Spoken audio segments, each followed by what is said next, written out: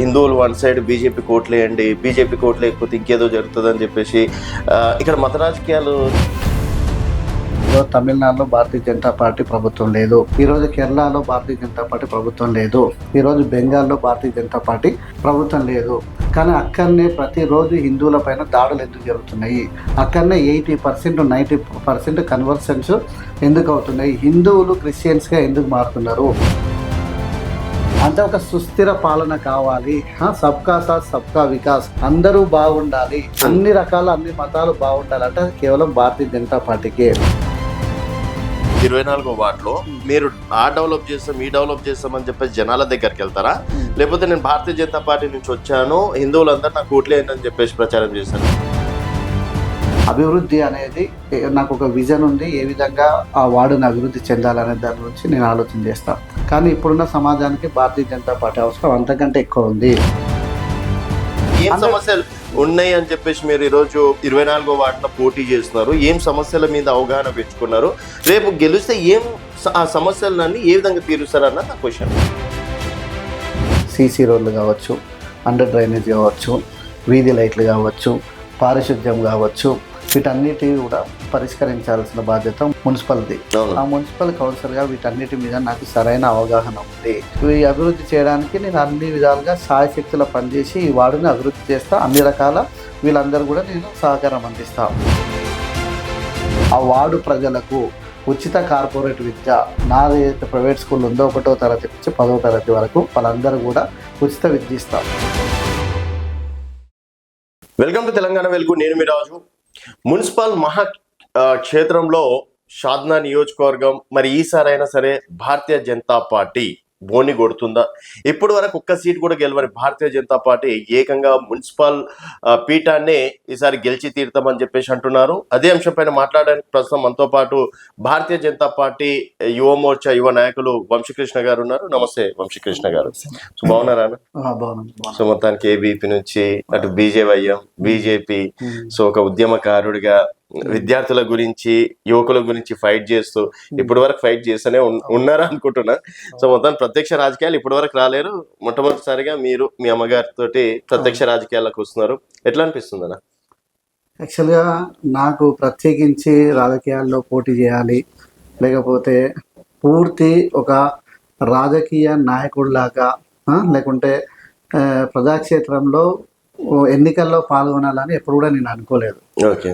కానీ ఎప్పుడో నాకు దాదాపు 15 సంవత్సరాల వయసులో ఉన్నప్పుడు అయితే నేను ఈ జాతీయ భావజాలానికి అట్రాక్ట్ అయ్యి మరి నేను దాదాపుగా 19 సంవత్సరాల నుండి భారతీయ జనతా పార్టీ సిద్ధాంతానికి, లేకపోతే మనం ధర్మం వైపు మనందరూ కూడా నడవాలి, ఏదైతే ఇబ్బందులు వస్తున్నాయో ఆ టైంలో ఉండాలని ఒక సదుద్దేశంతో మరి నేను కాలేజీలో ఉన్నప్పుడు ఎప్పుడైతే విద్యార్థుల సమస్యల పట్ల ఏబీపీ నాకైతే అవకాశం ఇచ్చి ఒక కాలేజ్ ప్రెసిడెంట్గా నన్ను గుర్తించి నాకు ఒక అవకాశం ఇచ్చింది. 2006 నుంచి దాదాపుగా 19 సంవత్సరాల నుంచి కూడా అనేక విద్యార్థి సమస్యల ఉద్యమాలపైన నేను అనేక పోరాటాలు చేయడం జరిగింది. అనేక మంది పేద విద్యార్థులకు మరి ప్రైవేటు పాఠశాలలో కావచ్చు, కళాశాలలో కావచ్చు ఫీజుని రాయితీలు ఇప్పించడం జరిగింది. అనేక మంది విద్యార్థులకు ఉచిత విద్యను ఇప్పించిన, అనేక మందికి మరి హాల్ టికెట్స్ ఇప్పించడంలో, ఈ ఫీజులు తగ్గించడంలో మరి నేను చాలా పోరాటాలు చేయడం జరిగింది. మరి పాలమూరు యూనివర్సిటీ మరి ఇక్కడ రావాలని అనేక రోజులు నిరాహార దీక్ష జరిగింది. తదనంతరం తెలంగాణ కోసం ఉద్యమిస్తున్న సమయంలో మరి అనేక సార్లు జైలుకు పోయి మరి వీరోచిత పోరాటం చేయడంలో, తెలంగాణ ఉద్యమంలో మరి షాద్నగర్లో మరి విద్యార్థి నాయకుల్లో మరి నేను ఫ్రంట్ రోల్లో ఉండి తెలంగాణ గురించి కొట్లాడడం కూడా మరి నాకు చాలా సంతోషాన్ని ఇచ్చింది. దాని తర్వాత భారతీయ జనతా పార్టీలో మరి అనేక రకాల పదవులు బాధ్యతలు స్వీకరించడం జరిగింది. మరి అనేక రకాలుగా పార్టీ గురించి ఈరోజు నిస్వార్థంగా 19 సంవత్సరాల నుంచి కూడా నేను పార్టీ గురించి కష్టపడుతున్నా. ఓకే. ఏ రోజు కూడా నేను పోటీ చేయాలని అనుకోలేదు, కానీ ఈరోజు పార్టీ నన్ను పోటీ చేయమని చెప్పింది. ఎందుకు పోటీ చేయమని చెప్పింది అంటే, ఒక బలమైన అభ్యర్థిగా నువ్వు ఉన్నావు, సాధారణలో నిన్ను అందరు కూడా ఐడెంటిఫై చేసే వెల్ నోన్ పర్సన్గా నువ్వు ఉన్నావు, కాబట్టి ఈరోజు పార్టీ కోసం నువ్వు పోటీ చేయాలని చెప్పింది. నేను కూడా ఒక ఆలోచన చేసిన, ఇప్పుడు భారతీయ జనతా పార్టీని ప్రపంచంలో అతిపెద్ద పార్టీ ఏదైనా ఉందంటే భారతీయ జనతా పార్టీ. ఈరోజు దేశంలో అనేక రాష్ట్రాలలో భారతీయ జనతా పార్టీ పాలిస్తుంది. అలాంటి భారతీయ జనతా పార్టీని ఈ లోకల్లో మరి ఆదరణ కరువైతున్న సమయంలో మరి నాలాంటి అభ్యర్థులు, నాలాంటి వ్యక్తులు మరి ఎలక్షన్లో పాల్గొనకుంటే రేపు పొద్దుగాల భారతీయ జనతా పార్టీలో ఎవరు కూడా జాయిన్ కారు. ఒకవేళ నాలాంటి బలమైన అభ్యర్థి ఈ ఎన్నికల్లో పోటీ చేసి ఓట్లు తక్కువ వస్తే కూడా రేపు పొద్దుగాల భారతీయ జనతా పార్టీలో ఎవరు జాయిన్ కారు. మరి నేను అభ్యర్థిగా పోటీ చేయడం వల్ల, నేను ఈ ఎలక్షన్లో గెలవడం వల్ల ఈయన భారతీయ జనతా పార్టీ పెరుగుతుందని ఒకే ఒక సదుద్దేశంతో ఈరోజు నేను ఎలక్షన్లో దిగిన. ఈరోజు నేను ప్రజలను కూడా ఒకటే కోరుతున్నా, షాద్నగర్లో ఎంఐఎంకి ఒకటి ఉంది, టీఆర్ఎస్కి ఒక 10 ఉండొచ్చు, కాంగ్రెస్కి ఒక 10 ఉండొచ్చు, కానీ పూర్తి హిందువులకు ఉన్న ఒకటే ఒక పార్టీ, పూర్తి హిందువుల వైపు ధర్మం వైపు నడుస్తున్న పార్టీ ఏదైనా ఉందా, అవినీతి రహిత భారతాన్ని నిర్మించే పార్టీ ఏదైనా ఉంది, మరి నిస్వార్థంగా ఈ భారతదేశానికి సేవ చేస్తున్న నరేంద్ర మోడీ గారి పార్టీ ఏదైనా ఉందా అంటే అది భారతీయ జనతా పార్టీ. నేను ఈ హిందువులందరూ కూడా నేను అప్పీల్ చేస్తున్నా, షాద్నగర్ మున్సిపాలిటీలో 10% ఉన్న ముస్లిమ్స్ వాళ్ళ పార్టీ ఎంఐఎం పార్టీ, మాది ఎంఐఎం పార్టీ, మేము మా పార్టీని గెలిపించుకుంటామని ఒక కౌన్సిలర్ని లాస్ట్ టైం గెలిపించుకున్నారు. ఇప్పుడు రెండో కౌన్సిలర్ని గెలిపేయడానికి ప్రయత్నం చేస్తున్నారు. మరి 90% ఉన్న హిందువులకు ఏదైనా పార్టీ ఉందా అంటే అది భారతీయ జనతా పార్టీ. అంటే మిమ్మల్ని రిక్వెస్ట్ చేస్తున్నా, భారతీయ జనతా పార్టీని ఈరోజు మీరు ఆదరించకపోతే, ఈరోజు మీరు ఓట్లు వేయకపోతే, ఈరోజు పార్టీ రాకపోతే ఇంకే రోజు రాదు. నేను భారతీయ జనతా పార్టీ. వంశీకృష్ణ గారు, మీరు ఒక చదువుకున్న వ్యక్తిగా ఈ అంటే మత రాజకీయాలను ఏమైనా ప్రోత్సహిస్తున్నారా? అంటే హిందువులు వన్ సైడ్ బీజేపీ కోట్లు వేయండి, బీజేపీ కోట్లు లేకపోతే ఇంకేదో జరుగుతుంది అని చెప్పేసి ఇక్కడ మత రాజకీయాలు చేస్తుందని చెప్పేసి అనుకోవచ్చా? దానికి నేను ఆన్సర్ చేస్తా. ఈరోజు పశ్చిమ బెంగాల్లో మత రాజకీయాలు ఎవరు చేస్తున్నారు? ఈరోజు కేరళలో మత రాజకీయాలు ఎవరు చేస్తున్నారు?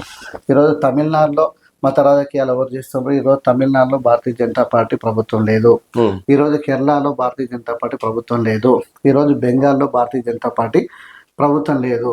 కానీ అక్కడనే ప్రతిరోజు హిందువుల పైన దాడులు ఎందుకు జరుగుతున్నాయి? అక్కడనే 80% 90% కన్వర్షన్స్ ఎందుకు అవుతున్నాయి? హిందువులు క్రిస్టియన్స్గా ఎందుకు మారుతున్నారు?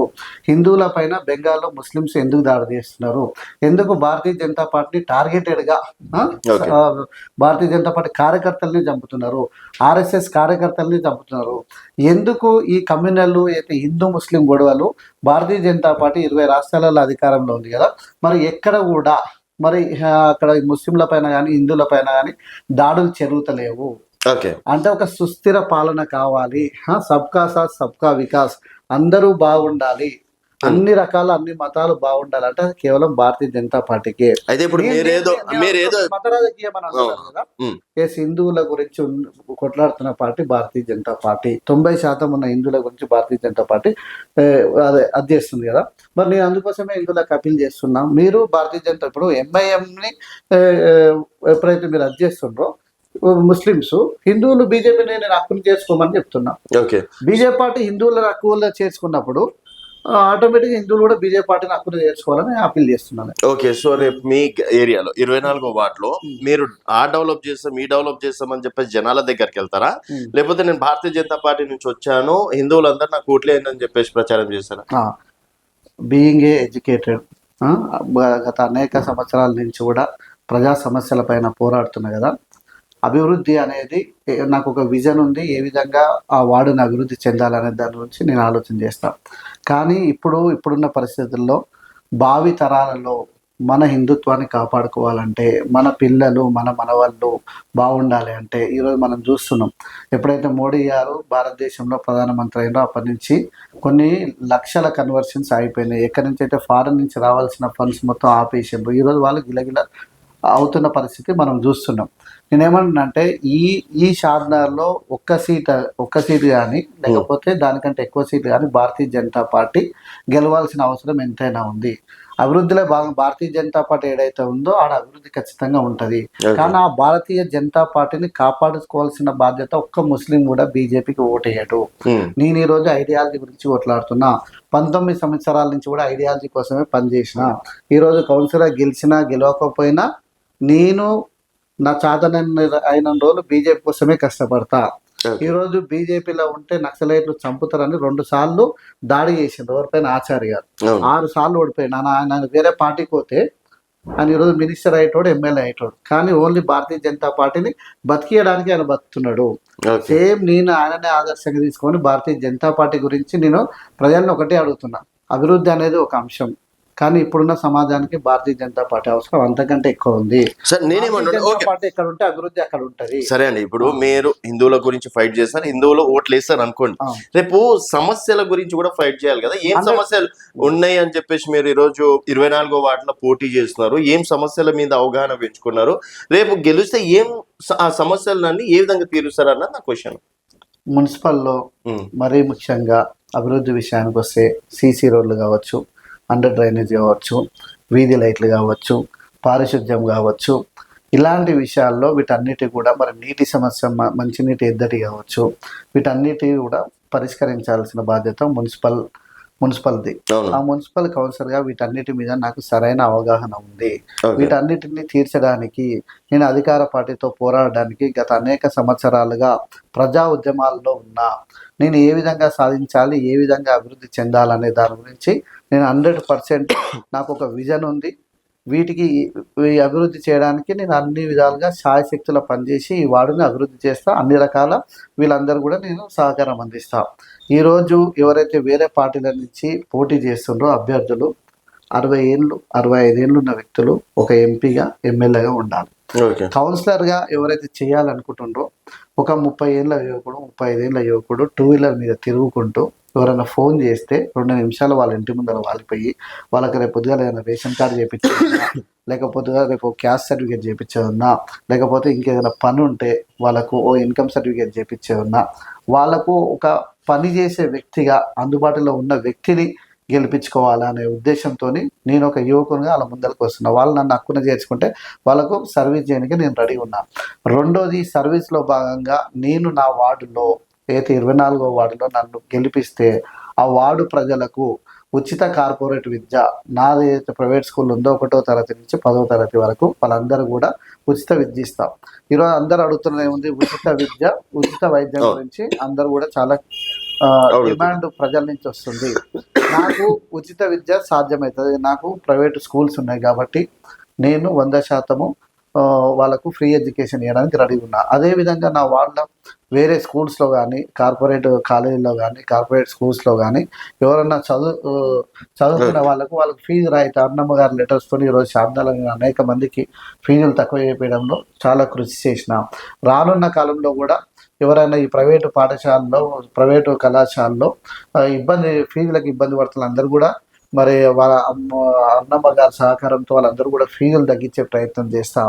అదేవిధంగా కార్పొరేట్ వైద్యం ఎవరైతే హాస్పిటల్స్ ఇబ్బంది పడతారో వాళ్ళకు కూడా ఎంపీ గారి లెటర్ ద్వారా మరి వాళ్ళందరూ కూడా ఫీజు రాయితీ చేయించి వాళ్ళకు కొంత వెసులుబాటు చేసే విధంగా నేను ప్రయత్నం చేస్తాను. 24వ వార్డు సభ్యులకి రేపు గెలుస్తే వాళ్ళ పిల్లలకు ఫ్రీ ఎడ్యుకేషన్ కార్పొరేట్ స్కూళ్ళలో, నా స్కూల్లోనే, మీ స్కూల్ కార్పొరేట్ స్కూల్ కాదు, నా స్కూల్లో కార్పొరేట్ విద్య ఫ్రీగా ఇస్తాం. పక్క రాసి పెట్టుకోవచ్చు. నేను ఓపెన్ స్టేట్మెంట్ ఇస్తాను. నెక్స్ట్ అకాడమిక్ ఇయర్ నుంచి 1000 మంది వచ్చినా 2000 మంది వచ్చినా నేను 100% 24వ వార్డు ప్రజల ఎవరైతే విద్యార్థులు ఉంటారో వాళ్ళందరూ కూడా ఫ్రీ ఎడ్యుకేషన్ ఇవ్వడానికి రెడీ ఉంటారు. వైద్యపరంగా బస్సు దవాఖాన ఏమైనా ప్లాన్ చేస్తారు? 100% చేస్తారు. పక్క సో ఈ రెండు అయితే మాట ఇస్తున్నారు. రెండు కేంద్ర ప్రభుత్వ సహకారంతో అయ్యేటివి, వీటి నిధులన్నీ కూడా కేంద్ర ప్రభుత్వం ఇస్తుంది. వీటన్నిటిని చేయడంలో నేను ఏమాత్రం జాప్యం చేయను. 100% అక్కడ ఇప్పటికి ఒక 50% రోడ్స్, డ్రైనేజెస్ కంప్లీట్ అయినాయి. ఇంకొక 50% చేయడంలో నా వంతు కృషి నేను చేస్తా. డెవలప్మెంట్లో ఒక విజన్ ఉంది. పార్కుల డెవలప్మెంట్లు కావచ్చు, సీసీ రోడ్లు కావచ్చు, స్ట్రీట్ లైట్స్ కావచ్చు, అండర్ డ్రైనింగ్ కావచ్చు, లేక పారిశుద్ధ్యం కావచ్చు, వీటన్నిటిని గురించి చేస్తా. కానీ వీటన్నిటితో పోలిస్తే నేను మీ అందరు కూడా రిక్వెస్ట్ చేసేది ఏంటంటే, భారతీయ జనతా పార్టీ అవసరం ఈ సమాజానికి అవసరం చాలా ఉంది. రానున్న రోజుల్లో మనం అనేక ప్రమాదాలను ఎదుర్కోవాల్సి ఉంటుంది. వాటన్నిటిని ఎదుర్కోవాలంటే భారతీయ జనతా పార్టీని బతికియాలి, భారతీయ జనతా పార్టీని ఆదరించాలి.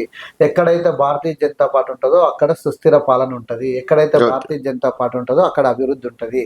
ఎక్కడైతే భారతీయ జనతా పార్టీ ఉంటుందో అక్కడ మత ఘర్షణలు ఉండవు. ఎక్కడైతే భారతీయ జనతా పార్టీలు ఉంటారో అక్కడ హిందువులు సంక్షేమంగా ఉంటారు. వీటన్నిటి గురించి నేను రిక్వెస్ట్ చేసేది ఏంటంటే ఈరోజు నేను భారతీయ జనతా పార్టీ కోసం నా జీవితం మొత్తం పనిచేయడానికి రెడీ ఉన్నా. వాళ్ళని నేను అడిగేది ఒకటే, భారతీయ జనతా పార్టీ కోసం నేను ఏమైనా చేస్తాను. మీరు భారతీయ జనతా పార్టీని ఆదరించడానికి, మీరు సాధనలో భారతీయ జనతా పార్టీని బతికించడానికి మీరు ఒక్క ఓటు వేయలేరా? ఓకే. సో మరి జనాలు అంటే మీరు మీ వీలం మీరు వెళ్తున్నారు, అది నేను డైరెక్ట్ గా చెప్పొద్దు. సో మరి ఇంతవరకు ఆదరిస్తారు ఏందనేది చూద్దాం. అండ్ మీరు ఇచ్చినటువంటి నేను రిక్వెస్ట్ చేసేది ఏంటంటే ఇప్పుడున్న సమాజానికి భారతీయ జనతా పార్టీ అవసరం ఎంత ఉంది అనేది ప్రతి ఒక్కరు చూస్తున్నారు. ఈరోజు బంగ్లాదేశ్లో ఏ విధంగా హిందువులను ఇబ్బంది పెడుతున్నారు, ఈరోజు కేరళలో ఏ విధంగా ఇబ్బంది పెడుతున్నారు, ఈరోజు తమిళనాడులో ఏ విధంగా ఇబ్బంది పెడుతుండ్రు, ఈరోజు పశ్చిమ బెంగాల్లో ఏ విధంగా దాడులు చేస్తుండ్రు, ఈరోజు కర్ణాటకలో ఎవరు గెలిస్తే ర్యాలీలు తీస్తుండ్రు, ఈరోజు పాకిస్తాన్ జెండాలు పట్టుకొని ఎక్కడెక్కడ ఏం జరుగుతుంది, వీటన్నిటికీ చెక్ పెట్టాలంటే Bharatiya Janata party grass root level నుంచి రావాల్సిన అవసరం ఉంది. ఈడ ఒక్క కౌన్సిలర్ గెలిస్తే మున్సిపల్లో భారతీయ జనతా పార్టీ ఒక్క కౌన్సిలర్ గెలిస్తే ఈడ 52,000 మంది వాళ్ళ ముఖంలో సంతోషం ఏ విధంగా ఉంటుంది అనేది నేను చూడగలుగుతా. 100% బోని కొడుతుంది 100% ఈ వాళ్ళని సింపదైజర్స్ ఎక్కువ ఉన్నారు. మొన్న ఈ వాళ్ళని భారతీయ జనతా పార్టీని ఆదరించే వాళ్ళు, హక్కున చేర్చుకునే వాళ్ళు ఈ వాళ్ళనే ఉన్నారు. మన ఎంపీ ఎలక్షన్ లో హైయెస్ట్ లీడ్ ఇచ్చిన వార్డు కూడా 24వ వార్డు. 24వ వార్డు పూర్తి బీజేపీ మయం. సో 13వ తారీఖు వెళ్తాం డెఫినెట్ గా. సో మరి అంటే మీకు ఫైటింగ్ అనేది కొత్త కాదు, ఎందుకంటే ఒకవేళ ఇప్పుడు అధికారంలో కాంగ్రెస్ పార్టీ ఉన్నా కూడా ఫైట్ చేసి నిధులు తెచ్చుకుంటారు. నేను 19 ఏళ్ళ నుంచి కూడా నేను అపోజిషన్ ఫైటరే కొట్లాడుతూనే ఉన్నా, ఇంకా కూడా కొట్లాడతాము. రేపు గెలిచినా ఓడినా ఏం చేసినా భారతీయ జనతా పార్టీ గురించి జీవితాంతము భారతీయ జనతా పార్టీ నిలబెట్టడానికి కొట్లాడతాం. ఓకే అన్న, ఆల్ ది బెస్ట్ అన్న. 13వ తారీఖు కలిసే ప్రయత్నం చేద్దాం. సో మీ సంకల్పం ఎంతవరకు తోడ్పాటు అవుతుంది అనేది కూడా చూద్దాం. అండ్ సో ఇది వంశీకృష్ణ గారు గెలిస్తే మాత్రం 2 హామీలు ఇచ్చారండి. ఒకటి ప్రజా దవాఖానా కూడా ఆ ఏరియాలో ఏర్పాటు చేస్తా అన్నారు, అలాగే తన స్కూల్లోనే ఫ్రీ ఎడ్యుకేషన్ ఇస్తా అని చెప్పేసి కూడా మాట ఇవ్వడం అనేది జరిగింది. మరి ధర్మం కోసం దేశం కోసం అనే నినాదం ఎంతవరకు మీరు ఆదరిస్తారు అనేది మీ అభిప్రాయాల కింద కామెంట్ రూపంలో తెలియజేయండి. చూస్తూనే ఉండండి తెలంగాణ వెలుగు.